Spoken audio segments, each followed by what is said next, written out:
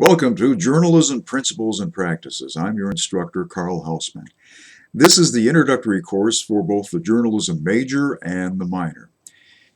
Let me talk first about how this works. Listen to this message a couple times, and I think you'll find it helpful because it describes the whole package. The interface on this learning system is very good. If you haven't taken it before, what it involves is watching lectures and posting comments and doing traditional work. And usually it's posted the Monday night of the end of the week. The week here is from Monday to Monday, and that's good because it gives you one work day and a whole weekend to finish up what you're doing. It's a very intuitive interface. I think you'll find it works very well. Now, what you want to do is check the syllabus. You can find that in your interface, and the modules. The syllabus is basically an overview, but the modules give you a breakdown of what's due and when, and the description of what's due. Basically, here's what you'll be doing. You'll be watching one or two video lectures each week. Then you'll be having readings from the texts. Those readings are assigned in the syllabus, and you'll see them in the modules too. Also, there are readings that are going to be posted each week. I post them in what's called the announcement. The announcement goes directly to your email.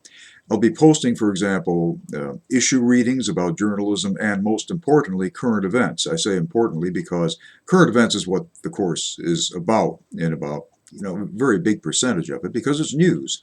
And we want to be able to follow news, understand the news cycle. So watch for the readings posted each week, and I'll make other announcements in the announcements, but that's how you will get the continual updates. What will you be doing? 2 tests, 2 papers, and then 10% of the grade is for participation. The test, there's a midterm worth 15% of the grade and a final worth 25% of the grade. It will cover questions that relate to the films. You'll be watching films. You can see from the syllabus what films you'll be watching. They're very good films, and they do a great job of looking at issues in journalism.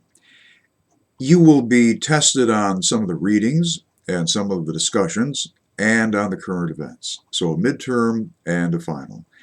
There are 2 papers. Each paper is worth 25% of your grade. Paper number 1, and it's described thoroughly in the documentation, but paper number 1 is looking for something that doesn't make sense. Maybe it's a misleading graphic. Maybe it's a news story that came to an illogical conclusion.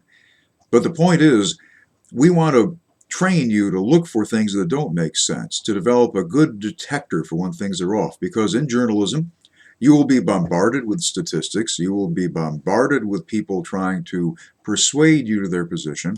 And what we want to do is develop your sense of looking for holes in a story or looking for something that doesn't follow from point A to point B. If you're curious about that, among the reading, there are 2 books. One book is called How to Think About Information. That's all about this. You'll have hundreds of examples in that book you can use. You can use any other example that's in the current media or recent media if you want. Something that doesn't make sense, the conclusion does not follow from the evidence presented. Then there will be paper 2. Paper 2 is looking at an issue in journalism. It might be something like coverage of presidential health. It might be the balance of security versus a free press in times of war. And chart how it has recurred 3 times in American history. If you want to use some sort of world history, that's okay. Clear it with me first, just so I have some basis on which to grade the paper. But those are the 2 papers. And again, you'll find full descriptions in the syllabus. 10% of the grade is for participation. Here's how it works. I will be posting questions in the announcements. And what you'll do is go to the discussion boards and post your responses, type them in on the discussion boards. We want to keep this active. It's required that you not only post your response, but respond to someone else's post.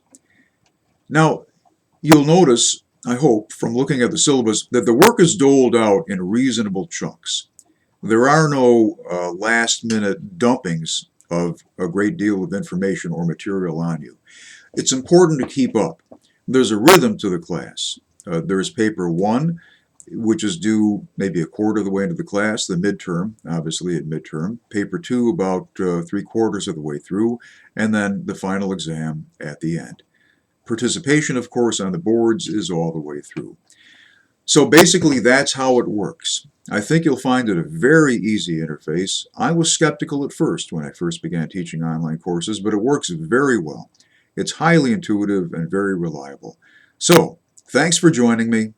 Welcome aboard.